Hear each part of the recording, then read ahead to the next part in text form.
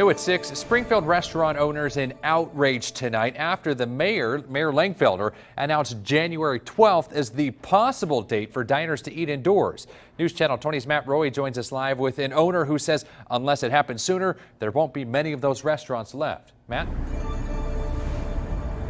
John, restaurant owners here in Springfield say if indoor dining isn't allowed soon, the city could lose up to half of their mom and pop shops. Plus, along with the declining positivity rates here in the region, they want indoor dining back now.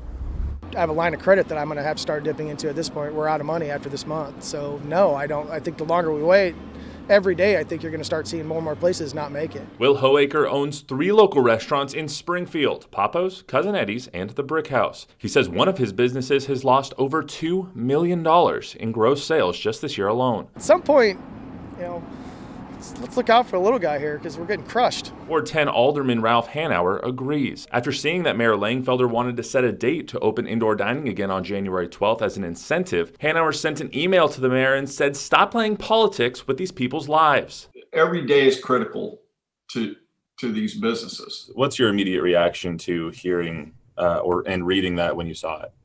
I was surprised by his reaction because if I asked him what's the date for reopening restaurants, there's no date. Langfelder says the point was to set a realistic date for the city's restaurants to open up inside again and be able to stay open for good. This yo-yo effect where you look at the numbers, you open up, then it starts spreading, then you're closing. I'm not a firm believer in that. I think you should just stay open. Hoecker says 10 months into this pandemic, he and his employees' livelihoods are hitting their breaking points. I know COVID is serious, but at the end of the day, at what point is it going to ruin? It's ruining more lives on the other end of it too. Mayor Langfelder told me he's pretty set on the January 12th date, but if the county begins to meet the metrics and the county's public health department says it's okay to start indoor dining sooner, then he'll be okay with that as well. In Springfield, I'm Matt Roy. John, Stacy, back to you. All right, thanks, Matt. Now, it's been more than a month since diners were allowed to eat indoors here in Sangamon County.